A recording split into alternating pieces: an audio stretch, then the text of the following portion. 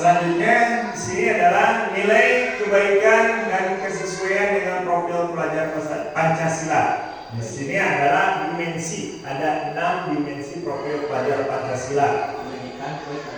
Yang pertama, keimanan dan ketakwaan kepada Tuhan Yang Maha Esa dan berakhlak mulia. Ya. Jadi dalam profil pelajar Pancasila itu masih keimanan dan ketakwaan masih ada. Yang kedua adalah mandiri. Dimana guru itu harus mandiri. Murid itu harus mandiri. Kalau dulu itu murid itu kadang-kadang tidak mandiri. Kalau dulu itu ibaratnya murid itu sebagai teacher center, guru menerapkan. Sekarang itu bagaimana anak itu harus mandiri menyelesaikan segala tugas-tugasnya dengan cara dibimbing oleh gurunya. Guru itu sekarang sebagai fasilitator, bukan lagi teacher center, memberikan arahan terus, memberikan segala. Yang kemudian murid itu harus bernalar kritis, sama guru juga harus bernalar kritis. Itu harus mampu mengikuti perkembangan zaman. Mungkin kata Pak Yakin, ayo nama cina abi ketika komputer, makanya harus bisa Pak Yakin. Untung tidak membaca itu komputer suruh. Sekarang harus mengikuti, bernalar kritis itu kadang-kadang harus mengikuti. Pemikiran harus ikut, segala perubahan-perubahan harus ikut. Kalau tidak ikut maka akan tergerus. Yang kedua adalah berkebinekaan global. Di sini ada budaya-budaya yang di sekolah harus dikembangkan. Misalnya kita kan ada di lingkungan pesantren, maka yang harus dikembangkan itu adalah kegiatan keagamaannya. Itu adalah profil pelajar Pancasila, kebinekaan globalnya. Yang kemudian gotong royongnya, di sini berkolaborasi. Jadi dulu mah kalau dulu di ibaratnya guru itu menerapkan peraturannya, gurunya yang menerapkan. Sekarang berkolaborasi dengan guru muridnya, menyelesaikan. Dalam belajarnya harus berkolaborasi. Jadi segala sesuatunya harus gotong royong. Gotong royong, berkolaborasi. Ini termasuk dalam berkolaborasi gotong royong. Yang kemudian yang terakhir adalah kreatif. Jadi guru itu harus kreatif. Komite kreatif mau desa. Ya, kreatif ada makan di halus-halus gitu. Kreatif tidak hanya itu, kreatif dalam segala hal. Guru mampu, guru itu. Alhamdulillah Pak Yakin mampu. Nah, mungkin sama Pak Yakin ambil mah banget. Pak ini ambil mah. Harga pelecak. Orang ini kreatif Pak Yakin, saya lihat. Cuma ambil mah. Kalau di abad pembelajaran abad 21 itu Pak Yakin harus mengikuti perkembangan zaman. Kalau misalnya komputer harus mengikuti komputer. Yang kemudian ada teori motivasi, ada 3 motivasi yang mempengaruhi perilaku manusia. Yang pertama, untuk menghindari hukuman. Kadang-kadang siswa itu mentaati tapi sering hukuman.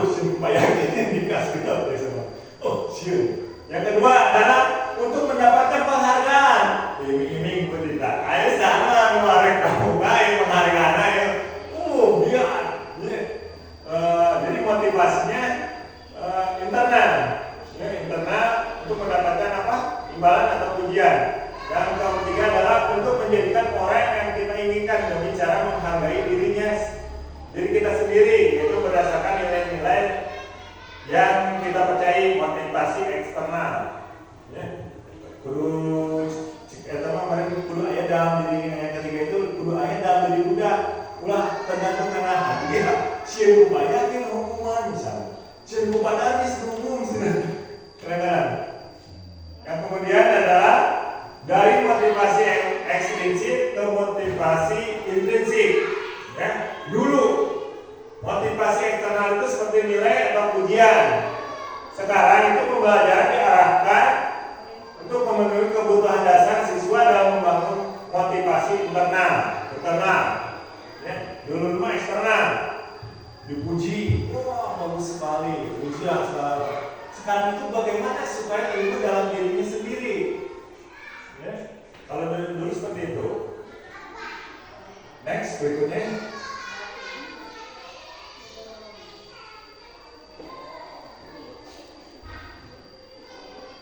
menjalankan disiplin, kita akan membahas ada 3. Yang pertama, dulu itu adalah hukuman.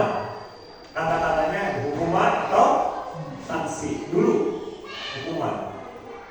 Kalau sekarang adalah konsekuensi. Kalau di sana, kalau tidak melaksanakannya, bapak hukum, ibu hukum. Mungkin dari sekarang juga ada ya pasti. Sanksi dengan hukum masih sama. Kalau misalnya kadang-kadang diperdebatkan dalam ranah TV ya, Pak, bukan, hukuman itu ada di polisi. Kalau sanksi itu ada di lingkungan kita. Kadang-kadang kata-kata sedemikian rupa itu diperdebatkan, perbedaan nama aja. Cuma perbedaan karena polisi itu memiliki hak untuk menghukum. Kalau guru itu sanksi, Pak. Seperti itu. Pada dasarnya sama. Pada dasarnya. Kalau yang tunggu lagi berubah lagi menjadi apa? Konsekuensi. Sekarang berubah menjadi restitusi. Apakah restitusi itu dapat menyelesaikan semua masalah? Tidak. Ya. Tidak menyelesaikan suatu masalah. Ya. Nah, seperti ini. Dari disiplin berbasis hukuman ke disiplin positif. Kadang-kadang kalau di rumah menerapkan itu push up 5 kali, 100 kali. Ya. Dari hukuman dulu, hukuman fokus pada pelanggaran dan kontrol. Dikontrol, benar pelanggaran, berusaha berkeliling 10 kali, 100 kali. Kalau sekarang lagi berubah, ya, berubah fokus pada pengembangan tanggung jawab diri dalam pemecahan masalah. Tanggung jawabnya. Jadi kalau dulu itu seperti ini. Kalau dulu itu seperti apa ya? Kita itu pemecahan dulu mah tidak ada pemecahan masalah. Yang penting hukuman. Udah, pemecahannya seperti itu. Kalau sekarang itu diberikan lagi kepada siswa, dibalikan lagi kepada siswa untuk memperbaiki masalahnya.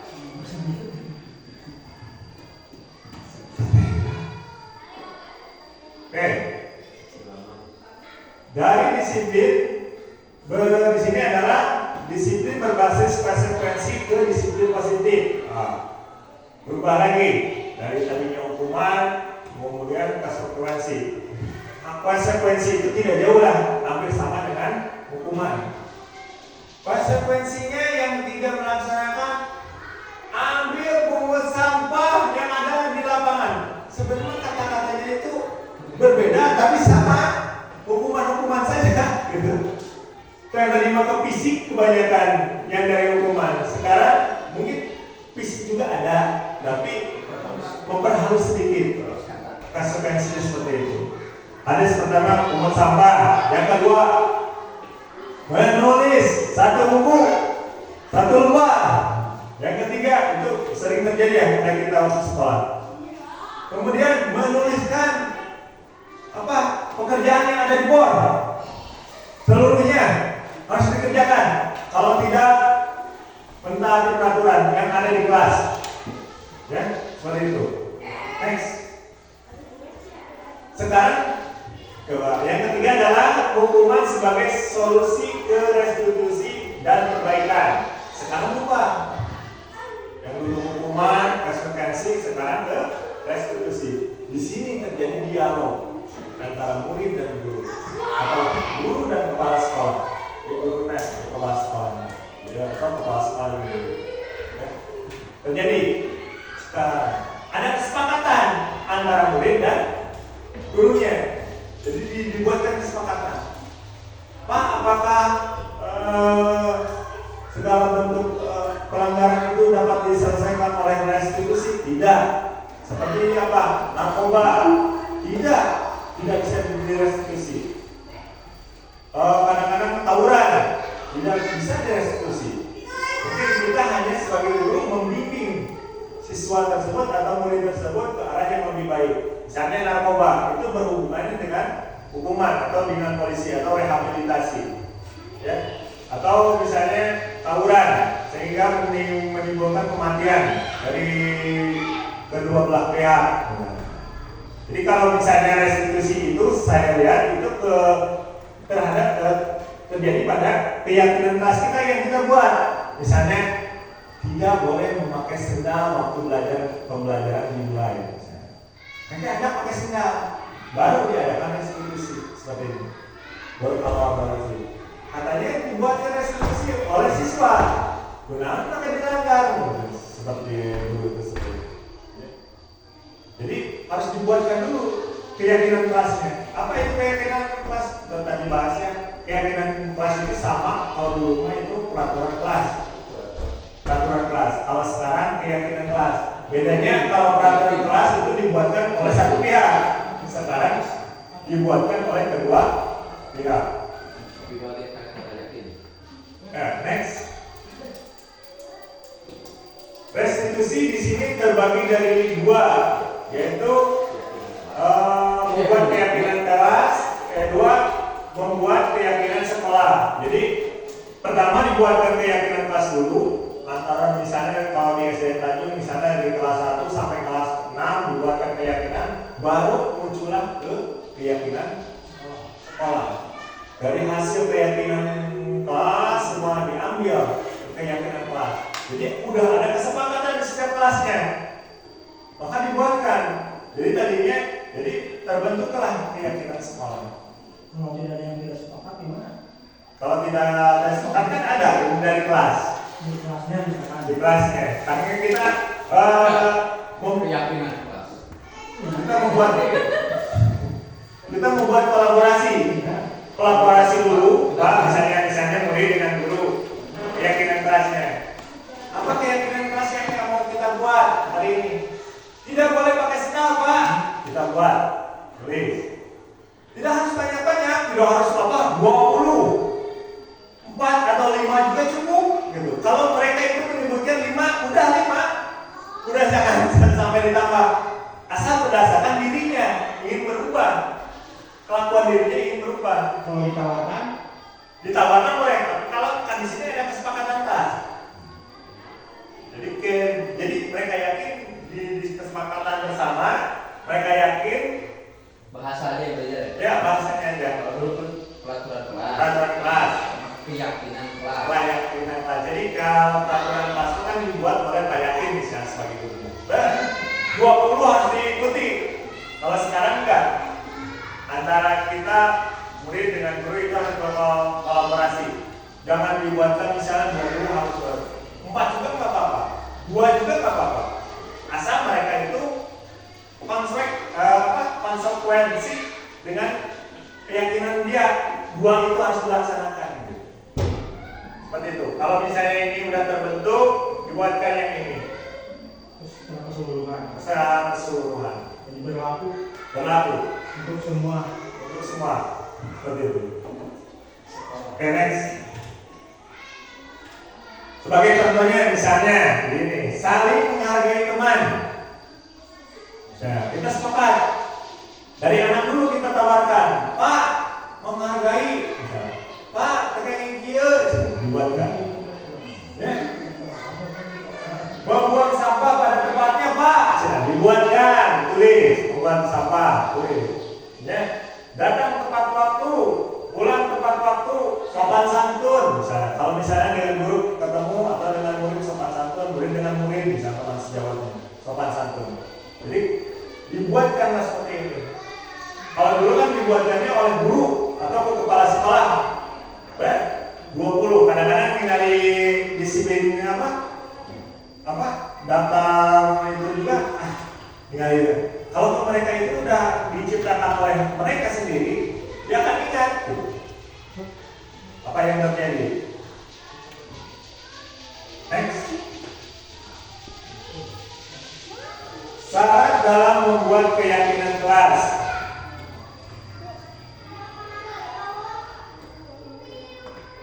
Next. Di sini adalah 5 kebutuhan dasar manusia. Dari keyakinan kelas, di sini adalah di budaya positif itu ada salah satunya kebutuhan manusia. Kebutuhannya apa saja? Pertama, bertahan hidup. di kelas itu ingin bertahan hidup. Bertahan hidupnya seperti apa? Ya mungkin dia ingin hidup bahagia, gitu. Bahagia, ingin dah.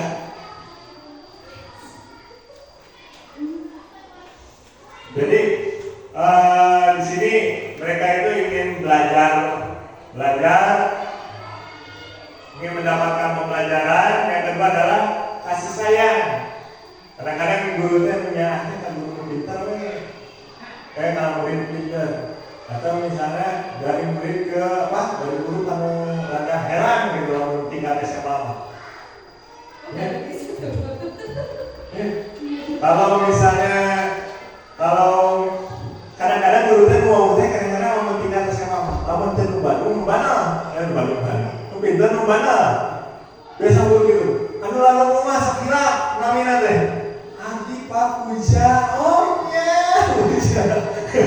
Rumah dibully. Iya, nunggu gitu. Mendapatkan kasih sayang. Dan kadang-kadang kasih sayang guru itu berbeda. Kamu kasih sayang itu kan bangun, biasa. Karena pintar. Karena bangun karena perhatian ada tentu juga bangun supaya menenang ke melakukan hal yang negatif dan karena ketinggalannya. Ini murid itu tengah-tengah kadang-kadang dilewati. Yang kedua, yang ketiga adalah kebebasan berpendapat, kebebasan mendapatkan segala apa yang murid dapatkan. Yang keempat adalah kesenangan. Ya, senang dalam mendapatkan pembelajaran di kelas. Karena guru itu seperti teacher center kalau dulu itu dipaksa, udah bisa, keke. Sekarang itu kebanyakan anak itu dibiarkan saja supaya mendapatkan kesenangannya, apa yang mereka inginkan, ingin belajar seperti apa mereka inginkan. Yang kelima adalah penguasaan. Dari hal tersebut, perilaku yang menyimpang pada manusia itu disebabkan tidak terpenuhinya salah satu atau seluruh kebutuhan dasar. Namun biasanya tidak terpenuhi kebutuhan dasarnya, maka kadang-kadang menyimpang. Misalnya, anak ini ingin istirahat, dan waktu istirahat kadang-kadang dilaksanakan kemudian, kacau di kelas kacau. Jadi kebutuhan dasarnya adalah ingin kesenangan, ya, kesenangan, kebebasan, istirahat. Seperti itu. Next.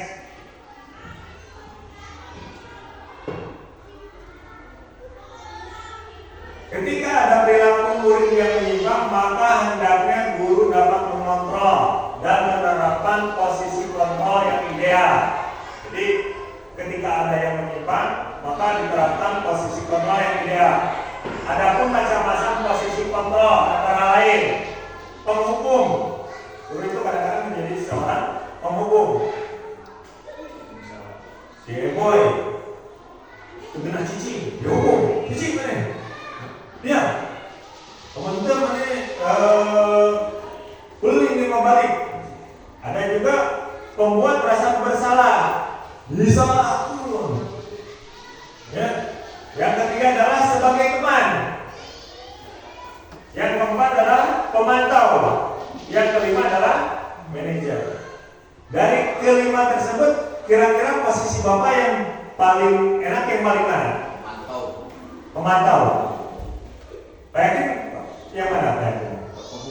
Penghukum atau sebagai teman? Kira-kira Pak Yakin yang mana? Penghukum. Enaknya posisi kontrol di sini. Yang ideal Pak Yakin yang di mana? Penghukum.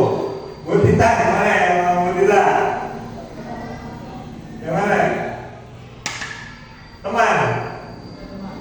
Teman. Bunyikan sebagai apa bunyikan? Membuat rasa bersalah. Membuat rasa bersalah. Oke. Bu Puja sebagai apa? Teman. Sebagai teman. Oke, kita lihat berikutnya. Guru yang mengambil posisi itu cenderung menggunakan hukuman fisik kebanyakan. Ya. Atau verbal, mereka saling mengancam dan menekan murid dengan pernyataan seperti patuhilah aturan saya, biasanya gitu. Kalau udah dibuatkan, misalnya peraturan kelas, kalau di sini dulu peraturan kelas, sekarang keyakinan. Kalau peraturan kelas itu harus patuhi saya dalam diri guru tersebut atau diri kepala sekolah, ikuti saya. Kalau sekarang enggak, sekarang itu berkolaborasi, ikut ambil bagian peraturan tersebut. Ya. Sikap ini dapat membuat murid merasa marah, mungkin bersifat agresif. Kadang-kadang tersetuju, sok nama kadang-kadang. Itu lah. Kamu orang buku sebenarnya. Berikutnya next. Guru yang mengambil posisi ini berbicara dengan lembut, tetapi mencoba membuat murid merasa bersalah. Mereka mungkin berkata, ibu sangat kecewa sekali dengan kamu. Murid yang berada di bawah kendali membuat merasa bersalah, akan merasa rendah diri dan tidak berharga. Next. Guru yang mengambil posisi teman mencoba mempengaruhi murid dengan cara posisi positif atau negatif. Mereka mungkin mencoba menjadi teman baik murid dengan mengatakan, ayo bantulah demi bapak ya, bantu. Misalnya kalau sebagai teman, kalau di sini kan kalau kita sebagai teman, ayo anak-anak, ayo, ya, sebagai posisi teman. Saya pernah dulu menjadi pembina pramuka, meskipun tidak ada latar belakang pramuka. Karena di SMP pada tidak mau menjadi pembina pramuka, maka saya diberikan jabatan posisi tersebut. Saya tadinya mengambil posisi manajer, tetapi saya salah. Seharusnya kalau guru itu mengambil posisi manajer, tetapi saya salah. Kenapa? Tidak tahu latar belakang siswa tersebut. Anak itu kan cara pendekatannya, kalau misalnya orang sejati itu, khususnya siswa-siswa sejati itu, pendekatannya dengan masak bersama, sebagai teman. Kadang ada kedekatan, baru mereka merasakan. Saya dicuekan Bu. Latihan hari Kamis dirubah, karena hari Jumat Bapak memiliki anak harus ikut Jumatan dengan Bapak. Dirubah sama Bapak. Dan mengikuti, ya posisinya tidak mengikuti. Karena saya menggunakan manajer tersebut. Seharusnya sebenarnya harus seperti menjadi seorang manajer. Tetapi saya di sana, saya tidak melihat latar belakang beliau sebelumnya, di mana ada seorang pembina pramuka, mungkin kalian juga Bapak Ibu tidak kenal di SMP. Mereka itu dijadikan sebagai teman. Guru itu masak bersama, makan bersama, tidur, bukan bersama ya, tidur misalnya, tidur misalnya camping, satu kesatuan bersama-sama. Kadang-kadang kalau yang sekarang itu guru di mana tidur gitu. Kadang-kadang guru di kantor, murid-murid di kelas gitu. Jadi ada perbedaan. Kalau di sini dilihat, kalau dulu misalnya pembina pramuka saya yang dulu kalau tinggal dia itu tidur bersama dengan siswanya di dalam, saling menjaga kekompakan seperti itu. Makanya saya mengundurkan diri waktu itu menjadi seorang pembina pramuka. Berikutnya posisi sebagai di sini adalah sebagai pengawas. Yes. Posisi yang melibatkan pengawasan dan penerapan aturan. Guru mengambil posisi pemantau, akan menggunakan konsekuensi dan catatan untuk mengendalikan perilaku murid. Misalnya catatan, jawabannya. Mereka bertanya tentang peraturan yang dilanggar dan konsekuensinya seperti itu. Biasanya pemantau tinggali memantau, melakukan kesalahan biasanya harus dapat seperti itu. Next. Di sini adalah posisi manajer. Nah, yang bagus efektif itu guru itu sebagai posisi manajer. Tapi kadang-kadang posisi manajer itu kadang-kadang berhasil, kadang-kadang tidak. Ya, di mana guru berusaha untuk bekerja sama dengan murid. Mereka membimbing murid untuk memahami kesalahan mereka, menganalisis kebutuhan diri mereka, dan mencari solusi. Guru di posisi manajer bertanya, apakah kita yakin dan apa rencana kamu untuk memperbaikinya. Jadi ditanya memperbaikinya kumaha. Jadi dibalikin ke siswa, kepada siswa. Kalau dulu mah mengikuti aturan, kamu harus ini kan. Ya, next. Posisi kontrol sebagai manajer adalah posisi yang paling ideal dalam menerapkan disiplin positif pada murid yang tumbuh secara intensif, di mana guru melakukan dialog bermakna bersama murid untuk menyelesaikan permasalahan yang dihadapi. Guru membimbing agar murid mampu menyelesaikan masalah dengan penuh rasa tanggung jawab dan kesadaran diri. Next. Dulu, guru memiliki kontrol penuh atas proses. Nah, kalau sekarang itu siswa dilibatkan dalam mengambil pelajaran, keputusan, dan tanggung jawab atas pembelajaran mereka dari stereotip negatif ke keyakinan kelas positif.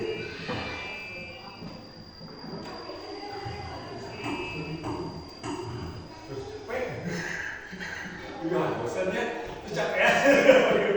10 menit udah langsung aja.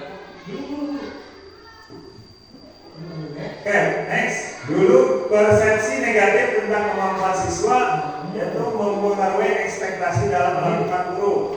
Sekarang guru membangun keyakinan positif dan harapan yang tinggi terhadap potensi setiap siswa.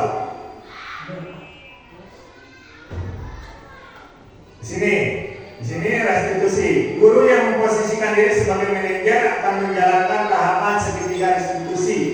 Adalah proses menciptakan kondisi peserta didik untuk memperbaiki kesalahan mereka sehingga mereka bisa kembali pada kelompok. Karakter yang kuat. Segitiga restitusi di sini terbagi dari 3 bagian, yaitu menstabilkan identitas, validasi tindakan yang salah, dan menanyakan keyakinan. Oke, di sini ada 3 ya. Dari budaya positif di sini dicanangkan budaya positif di mana Ki Hajar Dewantara ke sekolah. Terus yang kedua adalah budaya positif untuk nilai dan peran guru ke sekolah. Budaya positif, visi dan sekolah. Dengan menjalankan budaya positif di sekolah, maka tujuan pendidikan nasional sesuai dengan Ki Hajar Dewantara, pendidikan itu berpihak pada murid dengan menuntut tumbuh kembangnya anak sesuai dengan kodratnya. Jadi, kudu sesuai kodratnya. Ya. Kemudian adalah budaya positif dapat terwujud jika seorang guru memiliki 5 nilai guru penggerak, yaitu berpihak pada murid, mandiri, efektif, kolaboratif, dan inovatif.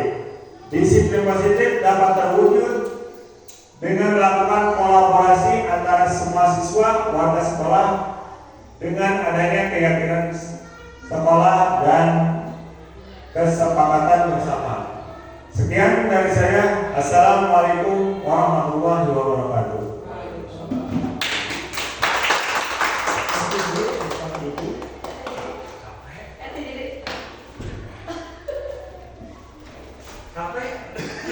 Tidak usah ditutup ya. Udah. Itu kan saya cuma menit ini. Tadi dah begitu. Alhamdulillah kita telah dengarkan bersama pemaparan yang begitu panjang, begitu lebar, tentunya dimengerti. Mudah-mudahan memberikan kontribusi atau menjadi sebuah motivasi yang selanjutnya kita aplikasikan di sekolah kita. Terima kasih kepada Bapak Darwis yang telah memberikan pemaparannya. Mudah-mudahan ini menjadi tempat awal kesuksesan di masa yang akan datang. Amin ya Allah ya Rabbal Alamin. Akhirnya kita akhiri dengan bacaan Alhamdulillahirabbil alamin. Wallahul muwaffiq ila aqwamit thoriq. Assalamualaikum warahmatullahi wabarakatuh.